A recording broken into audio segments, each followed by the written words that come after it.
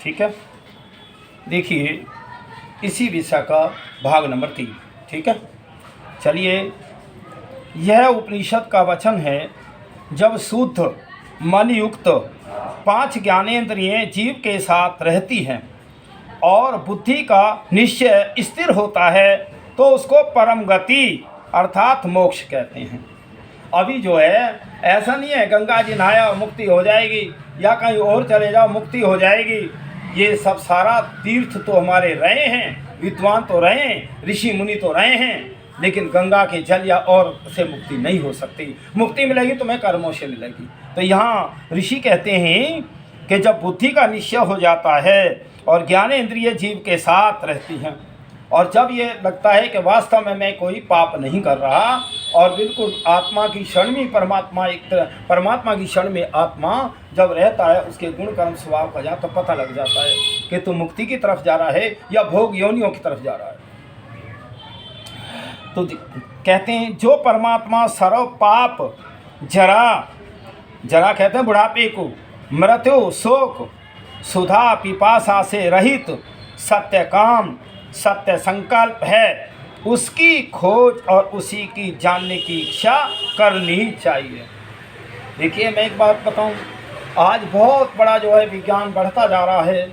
हम इस विज्ञान की चकाचौंध में तो आगे बढ़ते जा रहे हैं, लेकिन ये हम नहीं जान रहे उस परम पिता परमात्मा ने हमें मनुष्य जन्म क्यों मिला है। देखिए एक बात सर, मनुष्य जन्म हमें इस मुक्ति प्राप्ति के तो लिए मिला है। अब मैं जो वेदों की चर्चाएं करता हूँ, रोज़ मैं वेदों को पढ़ता हूँ, यज्ञवन करता हूँ, तो क्या पशु पक्षी भी इस कार्य को कर सकते हैं? तो इसलिए उस परम पिता परमात्मा की बड़ी असीम कृपा है कि हम मनुष्यों को जो मनुष्य जन्म दिया और बुद्धि भी दी है। तो इसलिए हमें इस मनुष्य जन्म क्यों मिला है। देखिए नदी चढ़ी हुई है, नदी को पार करने के लिए जैसे नाव की आवश्यकता होती है, नाव से हम नदी को पार करते हैं। ये संसार रूपी भी नदी है। इस संसार रूपी नदी को जीव आत्मा भाई ये शरीर के माध्यम से शुभ कर्म करके इसके तर जाता है, इसमें आवागमन से छूट जाता, उसी का नाम मुक्ति है।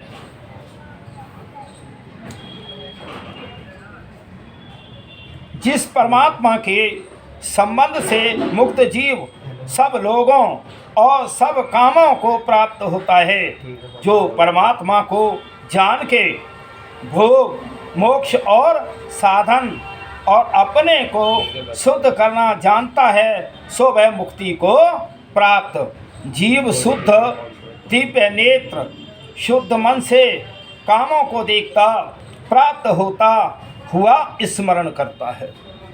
तो मुक्ति के ये सारे विषय बताए जा रहे हैं। मुक्ति कैसे प्राप्त होगी?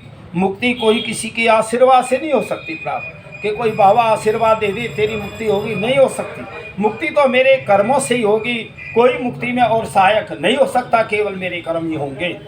फिर आता है जो ये दर्शनीय परमात्मा में स्थित होके मोक्ष सुख को भोगते हैं और इसी परमात्मा का जो कि सबका अंतर्यामी आत्मा है, उसकी उपासना मुक्ति की प्राप्ति के करने वाले विद्वान लोग करते हैं। तो परमात्मा की प्रार्थना करते हैं, उससे उनको सब लोग और सब काम प्राप्त होते हैं। अर्थात जो संकल्प करते हैं वह लोक और वह काम प्राप्त होता है। और वे मुक्त जीव स्थूल शरीर छोड़कर संकल्पमय शरीर से आकाश में परमेश्वर से विचरते, क्योंकि जो शरीर वाले होते हैं सांसारिक सुख दुख से रहित नहीं हो सकते। इसमें आया है कि जो संकल्पमय शरीर है आत्मा का, जब ये शरीर से स्थूल शरीर को छोड़ देता है तो वो फिर परमात्मा या परमात्मा के निकट में तो जीवात्मा रहेगा। यहाँ जो आकाश आया है, आकाश थोड़ा सा गलत कुछ पढ़ाया भी गलत जाता है, तो आकाश कहते खाली जगह को। देखिए तो ये जो जितना आकाश, जब इस खाली जगह में भी परमात्मा है और जीवात्मा शरीर छोड़ करके कहाँ जाएगा? परमात्मा की शरण में ही तो जाएगा कहाँ?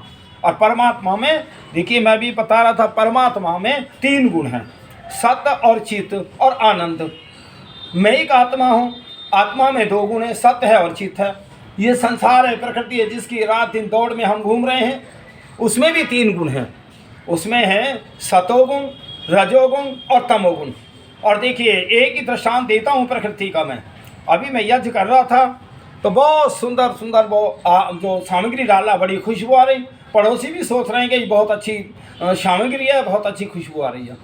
तो मैंने यज्ञ जो अग्नि के माध्यम से जो यज्ञ कर रहा और घी डाला तो सुगंधी आ रही, सुगंधित पदार्थ डाले। अभी मैं उसी अग्नि में मिर्च डाल देता हूँ, तो मिर्च डालते हुए ना तो मैं ही बैठ सकता ना पड़ोसी बैठ सकते, पड़ोसी भी कहेंगे क्या डाल दिया। तो ऐसे ही ये प्रकृति जो है, जो हम शुभ कर्म करते हैं तो अच्छा फल देती है, और दुर्गुण पाप के कर्म करते हैं तो ये भी हमें वो देती है। तो इसलिए ये प्रकृति में तीन गुण है, सतोगुण, रजोगुण और तमोगुण।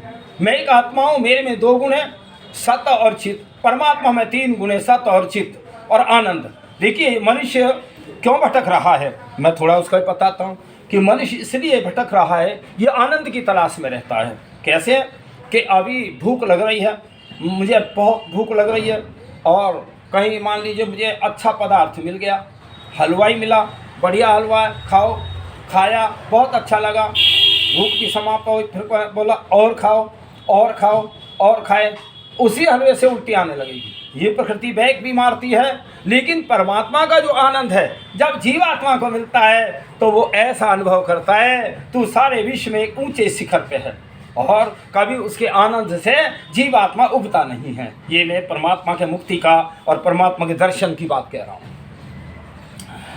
और फिर जैसे इंद्र से प्रजापति ने कहा कि परम पूजित धनयुक्त पुरुष यह स्थूल है, यह स्थूल शरीर और मरण धर्म है। जैसे सिंह के मुख में बकरी होवे, वैसे यह शरीर मृत्यु के मुख के बीच में है। सो शरीर इस मरण और इंद्रिय रहित जीव आत्मा का निवास स्थान है। देखिए कैसे है, जैसे सिंह के मुख में बकरी का सिर हो, इस प्रकार हम जो है और मृत्यु के मुख में है। पता ना कब जो है वो सिंह जो है, शेर अपने जबड़े को दबाए तो बकरी के प्राण गए। इसी प्रकार हम इस संसार में जो है, पता ना हमें मृत्यु कब आ दबाए। ना रहूँ मैं शाम तक, कोई ज़रूरी थोड़ी है कि मैं शाम तक भी रह सकता हूँ।